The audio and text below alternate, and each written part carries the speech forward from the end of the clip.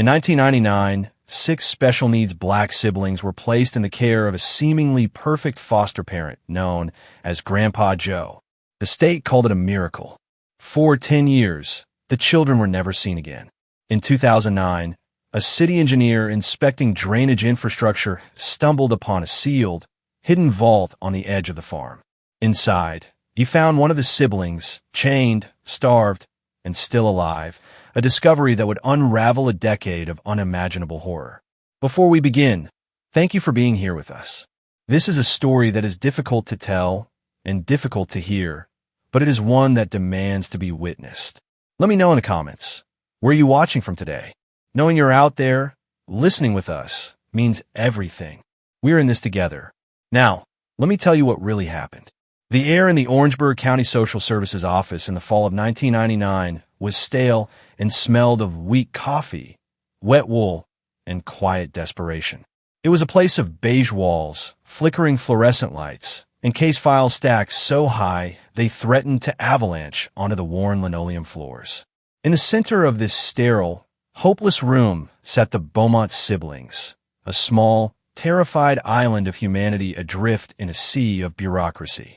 They were a constellation of needs, a family held together by the fragile, fierce gravity of their love for one another. At 17, Serafina was their unwilling matriarch. Her jaw was set with a defiant tension, her dark eyes scanning the room, missing nothing. A mild form of cerebral palsy gave her a slight, almost imperceptible limp, but she carried the weight of her family with the unbending posture of a queen. Her hand rested protectively on the shoulder of her 10-year-old sister, Amara, a girl as fragile as a bird, whose severe asthma made every breath a conscious effort. Amara, in turn, clutched a worn picture book, her knuckles white. Across from them sat the twins, Isaac and Isaiah, both 14, both with the open, gentle faces characteristic of Down syndrome. Isaac, ever the joyful one, hummed a quiet tune, a song only he could hear, while Isaiah, the more sensitive of the two, watched his brother, his expression a perfect mirror of Isaac's own. Beside them, 8-year-old Zion, the baby of the family, rocked back and forth, a low, soothing sound rumbling in his chest. His developmental delays kept him locked in the world of a toddler, a world of sensation and immediate feeling. His small hand was intertwined with the fingers of his older brother, Malachi. Malachi, at 12, was the family silent center. He was nonverbal autistic, his mind a place of deep, intricate, and inaccessible patterns. He did not speak with words, but with rhythms. A soft hum to calm Zion, a series of taps on Serafina's arm to signal he was thirsty. To the outside world, he was a puzzle. To his siblings, he was simply Malachi. He sat perfectly still, his gaze fixed on the flickering fluorescent light above, his mind tracing the complex, rhythmic pattern of its electrical pulse. Their parents were gone, taken 2 weeks prior in a fiery wreck on a rain-slicked highway. Now, they were here, wards of a state that had neither the resources nor the will to care for them. Their social worker, Ms. Diane Warren, was a woman drowning in her own caseload. She looked at the 6 children, a beautiful, impossible puzzle, and felt a wave of despair. No foster family could take them all. The law, her supervisor, the sheer logistics of it all, demanded they be separated. The door to the office burst open, and Theo Beaumont entered like a force of nature. Their paternal aunt, a long-haul truck driver with a powerful frame and a voice that could cut through the roar of a diesel engine. She was their only remaining family. She had driven for 2 days straight, breaking every speed limit to get here. "You're not splitting them up, Diane," she said, her voice low and dangerous. "I mean it. Over my dead body." "Theo, my hands are tied," Ms. Warren pleaded, her face etched with exhaustion. "You know I can't place them with you. You're on the road 3 weeks out of the month. Who's going to care for them? There isn't a single foster home in this state equipped for a group this large with these kinds of needs." "Then I'll quit my job," Theo shot back, though they both knew it was an empty threat. Her job was the only thing keeping her afloat. "I'll figure it out. Just don't send them to strangers." Just as the argument reached a fever pitch, the door opened again. A man stood in the doorway, and the entire atmosphere of the room shifted. He was in his late 60s, tall and silver-haired, with kind, crinkling eyes and a gentle, benevolent smile. He wore a simple, clean flannel shirt and jeans. He looked like everyone's favorite grandfather. "Excuse me," he said, his voice warm and calm, like honey pouring over gravel. "I heard there was a family in need. My name is Joseph Albright. My friends just call me Grandpa Joe." He was, according to the file Ms. Warren quickly pulled, a miracle. A registered foster parent with a spotless record. A retired special needs educator. A widower with a large, beautiful, fully equipped farmhouse just outside of town. He was specifically certified to care for children with a wide range of physical and developmental disabilities. He explained that he had heard about the Beaumont children through a friend at the department and felt a calling from God to help. "I have the space," he said, his smile never wavering. "I have the experience. And Lord knows, I have the time. I believe a family, no matter what, should stay together." To Ms. Warren, it was a prayer answered. To Theo, it was a siren song. She looked at Albright, at his too perfect smile, his too calm demeanor. She felt a cold, primal warning bell go off in her soul. "No," she said, stepping between Albright and the children. "I don't know you. This is too easy. Something ain't right about that man." But her objections were emotional, intuitive. Albright's qualifications were documented, certified, and state-approved. Ms. Warren, desperate and out of options, made the call. The placement was approved. Theo fought, her voice rising, her arguments growing more desperate, but it was no use. The legal paperwork was signed. The decision was made. Albright knelt down in front of the children, his smile radiating a gentle warmth that seemed to calm even the frantic energy of the room. He spoke to each of them, his voice low and soothing. He complimented Amara's book. He asked Isaac about the song he was humming. He looked at Malachi, who was still staring at the light, and said, "You see the patterns, don't you, son? It's a beautiful, secret language."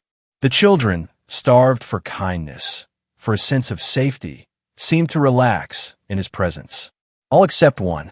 Serafina watched him, her gaze sharp and analytical, her protective instincts on high alert. An hour later, the children were being led out to Albright's clean, new passenger van. Theo stood on the curb, her body trembling with a rage and grief so profound it felt like she was being torn in two. She had failed them. As the van pulled away, she saw a small face in the back window. It was Serafina. She was not crying. Her expression was one of cold, clear terror.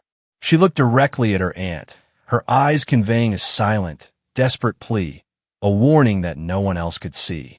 Then the van turned the corner, and they were gone. The first few months after the placement were a masterclass in deception. Joseph Albright was the perfect foster parent on paper. He sent back glowing, detailed progress reports to Ms. Warren's office. The reports, written in a neat, elegant script, were filled with heartwarming anecdotes. He wrote of Isaac and Isaiah's joy at seeing the farm animals, of Amara's asthma improving in the clean country air, of Zion's first attempts to say a new word. He described Malachi's fascination with the patterns of the leaves on the trees. To the overburdened social services system, the Beaumont case was a resounding success, a miracle they could point to when everything else seemed to be failing. But for Theo Beaumont, the silence from the farm was a screaming, deafening roar. She called the farmhouse every week from truck stops and lonely highways across the country. Albright always answered, his voice always radiating that same unnerving, patient calm. "Theo, my dear, so good to hear from you," he would say. "The children are doing wonderfully. But today is not a good day for a call. Amara is having a bit of a breathing spell, and the excitement might be too much for her. The next week, it would be another excuse. Isaac and Isaiah are having a truly marvelous music therapy session. I simply can't interrupt their creative flow." Or, "Malachi is having one of his quiet days." A new voice on the phone would be a terrible disruption to his routine. He used their special needs as a shield, a weapon of compassionate concern that blocked her at every turn. He was always polite, always reasonable.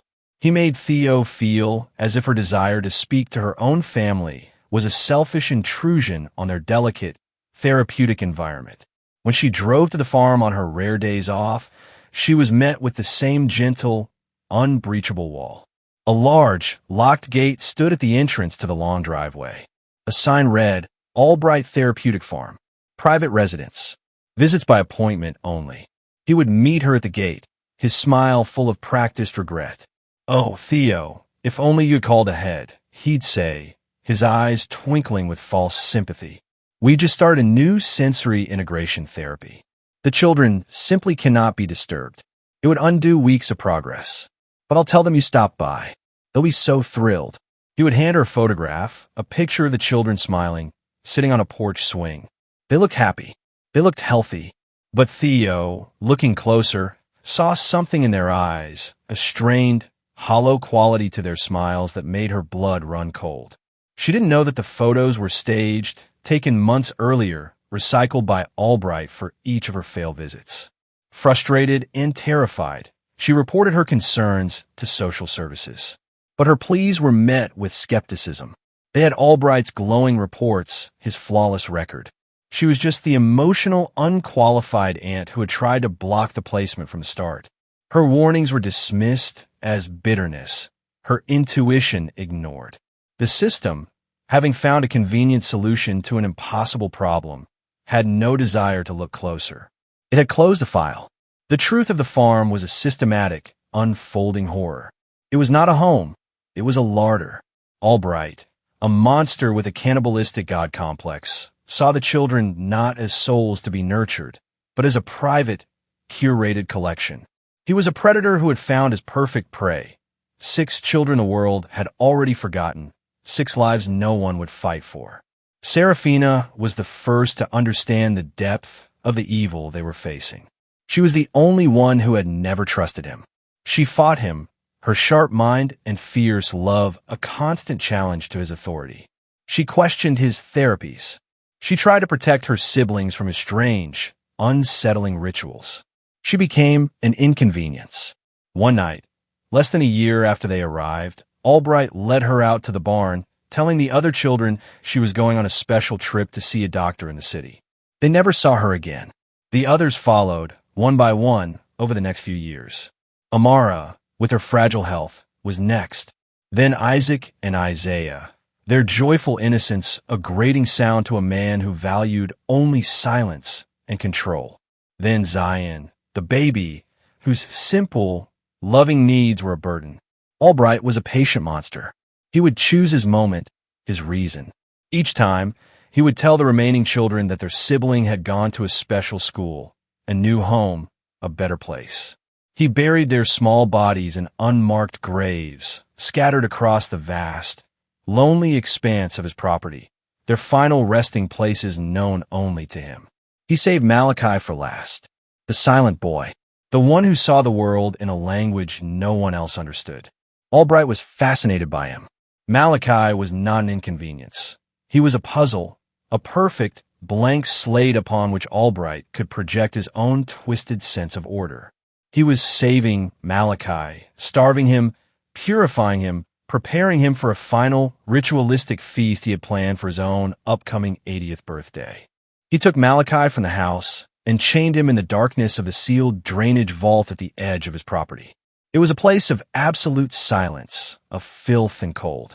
Malachi's world shrank to the length of his chain, to the feel of the rusted iron on his ankle, to the rhythmic drip of water from the ceiling, to the terrifying, periodic appearance of the man he was forced to call Grandpa, who would bring him just enough foul water and moldy bread to keep his heart beating. In the crushing darkness, Malachi did the only thing he could. He retreated into the patterns of his mind, into the secret language of his memory, into the humming rhythms of the 5 siblings who were no longer there. The sweltering summer of 2009 baked the red clay of Orangeburg County into a hard, cracked shell. For 10 years, the secret of the Albright farm had remained buried, protected by the land's isolation and the system's willful ignorance. The end began not with a scream, but with a surveyor's map. Javi Garcia was a young, conscientious civil engineer, part of a state-funded project to update the county's aging and dangerously neglected infrastructure. His job was to map the network of stormwater drainage systems, a labyrinth of pipes and vaults that crisscrossed the rural landscape. He was meticulous, a man who believed in the clean, unambiguous truth of blueprints and GPS coordinates. His work eventually led him to the remote edge of Joseph Albright's sprawling farm. As he cross-referenced his digital maps with the old, hand-drawn county schematics from the 1950s, he found an anomaly. His GPS showed a large concrete structure on the property line, but on the official blueprints, there was nothing. It was a ghost structure, a piece of infrastructure that existed in the real world but not on paper. Intrigued, he drove his county truck down a dusty access road. He found it easily, half overgrown with kudzu and thorny vines. It was a large, circular concrete drainage vault, the kind used to manage stormwater runoff from the nearby fields. But something was immediately, profoundly wrong. The vault's heavy, cast-iron manhole cover, which should have been easily removable for maintenance, had been illegally and crudely sealed. Thick, clumsy welds of iron bars had been fused across the lid, and a layer of concrete had been poured over the top, a permanent, unbreachable seal. Javi's engineering mind saw it as a major public safety hazard. A sealed vault in a drainage system could cause catastrophic flooding during a heavy rain. It was a gross violation of county code. He made a note in his log, his primary concern the structural integrity of the system. He had no way of knowing he had just stumbled upon the lid of a tomb. He called in a municipal work crew to deal with the violation. 2 days later, a heavy county truck rumbled down the access road. The crew, two grizzled, sun-beaten men named Dale and Earl, looked at the sealed vault with annoyance. What damn fool would do something like this? Dale muttered, spitting a stream of tobacco juice into the weeds. They got to work, the silence of the quiet fields shattered by the roar of their equipment. They used a heavy-duty jackhammer to break apart the concrete seal, the powerful blows sending spiderweb cracks across its surface. Then, they fired up a plasma torch, its brilliant blue flame hissing as it cut through the rusted iron bars. It was hard, hot work. When the last bar was cut, they used a heavy winch on their truck to pry the massive lid open. The moment the seal broke, a stench, thick, foul, and unimaginably putrid, erupted from the opening. It was the smell of a decade of human waste, of rot, of stagnant water, of a profound and deep decay. Both men recoiled, gagging, their eyes watering. "Lord have mercy," Earl choked out, pulling his shirt over his nose. What died in there? Javi, who had come to supervise the work, felt a cold dread creep up his spine. This wasn't the smell of a clogged pipe. This was the smell of something else. He grabbed a powerful flashlight from his truck and, holding his breath, approached the opening. He peered inside. The flashlight beam cut through the oppressive darkness. It was not a clogged pipe. It was a deep concrete pit about 15 feet down. The bottom was covered in a thick, black sludge, a pool of stagnant water and filth. And in the center of that filth, something was chained to a rusted ladder rung that ran down the side of the vault. At first, Javi's mind couldn't process what he was seeing. It was a shape, a form, impossibly thin, its skin a pale, almost translucent white. He thought it was a dead animal, a deer perhaps, that had fallen in and gotten trapped. He moved the beam of light up the form. He saw a skeletal torso, ribs clearly visible beneath the tight, pale skin. He saw thin, stick-like arms. He saw a human head covered in a wild, tangled mass of matted hair. And then it moved. The head lifted slowly, weakly. Two eyes, wide and milky in the sudden, shocking glare of the flashlight, blinked. They were the eyes of a creature that had not seen light in a lifetime. Javi stumbled backward, a strangled cry catching in his throat.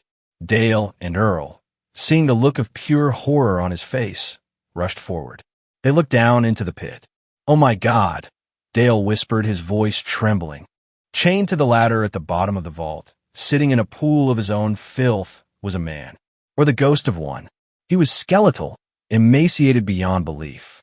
He looked up at the three faces peering down at him, at the impossible circle of blue sky, and his cracked lips parted. He didn't make a sound. He just stared, his mind trying to bridge the chasm of a decade of darkness. Javi fumbled for his radio, his hands shaking so badly he could barely key the microphone. "Dispatch," he stammered, his voice a strangled whisper. "This is Garcia, out on the county line. You need to send everyone. State police. An ambulance. We found someone. In a drainage vault. My God, he's alive." The rescue of Malachi Beaumont was a shocking, horrifying spectacle that ripped through the quiet fabric of Orangeburg County. State police and emergency medical services descended on the isolated farm, their flashing lights a frantic, alien pulse against the rural landscape. The scene was surreal. A skeletal man, covered in a decade of filth, being carefully lifted from a concrete tomb in the middle of a sun-drenched field. He was rushed to a specialized unit at the Medical University of South Carolina in Charleston. The doctors who received him were appalled.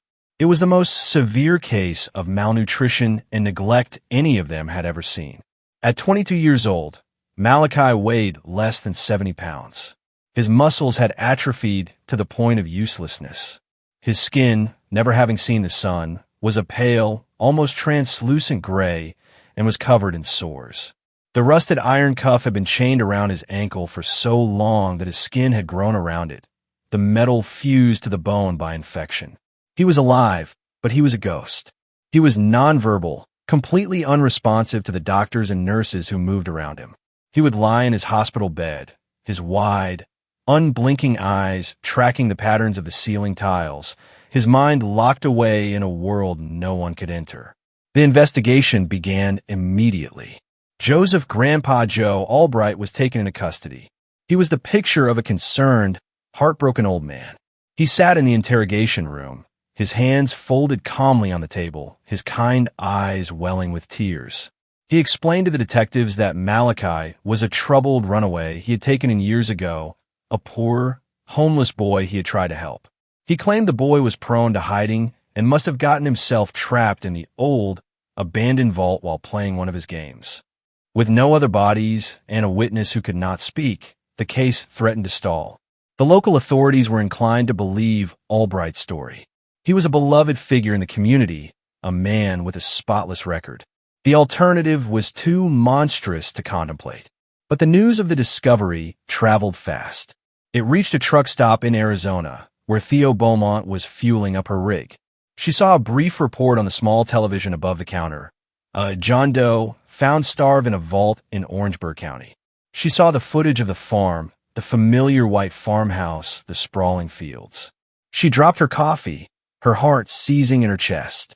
She drove for 2 days straight, her rig thundering across the country, her mind a storm of grief, rage, and a terrifying, fragile hope. She burst into the hospital, a whirlwind of righteous fury, demanding to see the boy they had found. When she entered Malachi's room, she stopped dead. The skeletal figure in the bed was unrecognizable, but she saw the shape of his face, the curve of his brow. And she knew. "Malachi," she whispered, her voice breaking. At the sound of her voice, the first familiar, loving voice he had heard in 10 years, Malachi turned his head. His eyes, for the first time, seemed to focus. Theo turned to the stunned detectives in the room. "This is my nephew," she said, her voice now a low, dangerous growl. "And there were 5 others. I told you your people for 10 years, and you did nothing." She opened her worn, battered briefcase and began pulling out files, letters, photographs, her archive of the lost. She laid out the full story of the 6 Beaumont siblings, her 10 years of ignored warnings, her file of unanswered letters to a social services department that had failed them all. The case exploded. It was no longer about a single victim. It was a potential mass murder. The state police took over the investigation, pushing aside the local authorities. The farm was declared a major crime scene, but the central mystery remained. They had a suspect who calmly denied everything. They had a list of 5 other missing children, and they had a witness who was locked in a world of silence. Malachi's only form of communication was a series of rhythmic, seemingly random patterns. He would hum, low and monotonous, for hours. He would tap his long, thin fingers against the metal bed rail, complex, fluttering rhythms that the nurses dismissed as a nervous tic. He was telling his story, screaming it, in the only language he had left. But no one knew how to listen. The investigation into the Albright farm was at a dead end. Joseph Albright remained calm and cooperative, sticking to his story about a runaway boy he had tried to help. Searches of his vast property had yielded nothing. The case hinged entirely on what was locked inside Malachi Beaumont's silent mind.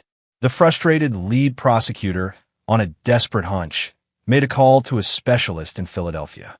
Dr. Kenji Tanaka was a renowned neuropsychologist and music therapist, a man who had dedicated his life to finding ways to communicate with the most profoundly nonverbal individuals.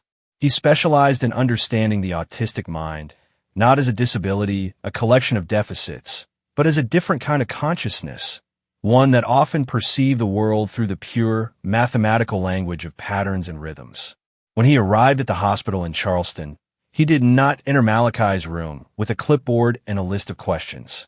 He entered with a sensitive microphone and a recording device.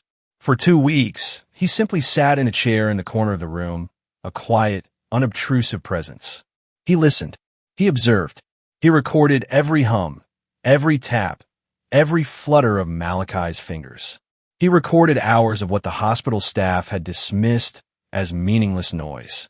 Back in his lab, he fed the recordings into a computer, using spectrographic analysis software to visualize the sounds as patterns.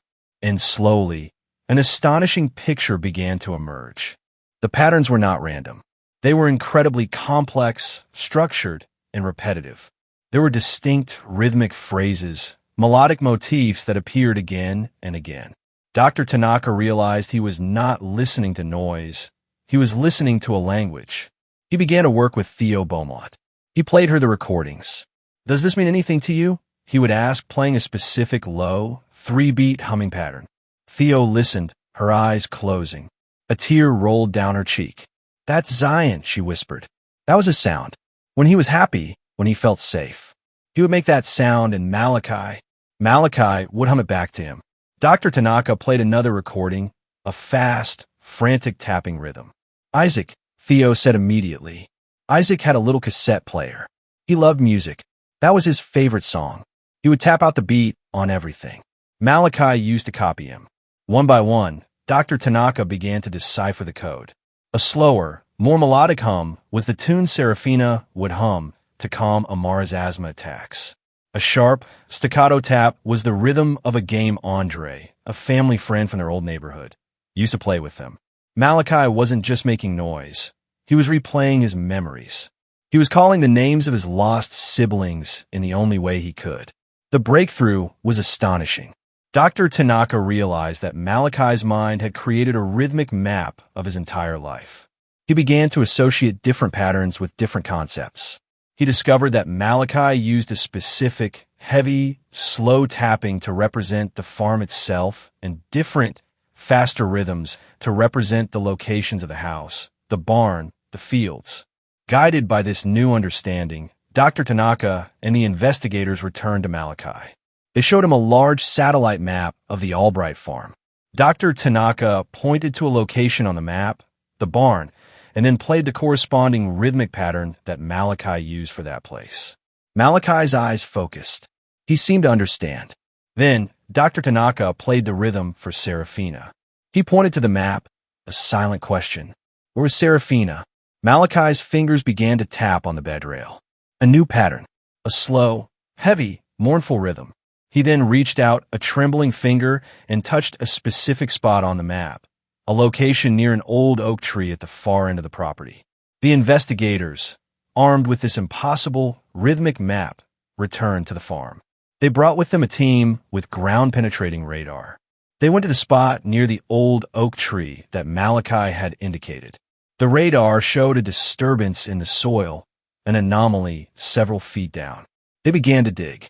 6 feet down, they found the small, skeletal remains of a teenage girl. It was Serafina. Over the next week, They followed Malachi's rhythmic directions. Guided by the patterns of silent, traumatized young man, they found the other 4 graves scattered across the property, exactly where he had told them they would be. The witness who could not speak had given the most powerful, damning testimony of all. The trial of Joseph Albright was a journey into the heart of darkness. The charming, grandfatherly facade he had maintained for decades crumbled under the weight of the 5 bodies unearthed from his property. The prosecution's case was unlike any other. Its star witness was a man who never uttered a single word in the courtroom. Instead, the jury listened, mesmerized and horrified, as Dr. Kenji Tanaka took the stand. For 3 days, Dr. Tanaka translated Malachi's story. He played the recordings of the humming and the tapping, explaining to the jury how each rhythmic pattern corresponded to one of the lost siblings. He showed them the satellite maps, demonstrating how Malachi had used his unique language to lead investigators to each of the graves. It was a stunning, unprecedented form of testimony, the story of a mass murder told through the pure, abstract language of rhythm and memory. But the final, most damning piece of evidence was found in a locked safe in Albright's study. It was a handwritten journal, its leather cover worn smooth with time. In it, in the same neat, elegant script he had used for his social services reports, Albright had detailed his grotesque philosophy and his ultimate plan. He did not see himself as a murderer. He saw himself as a god, a shepherd of a lost flock. He wrote of the children not as victims, but as livestock, imperfect creatures that society had discarded, and that he, in his wisdom, had claimed for his own. He detailed, in chilling culinary terms, how he had murdered and cannibalized the 5 siblings.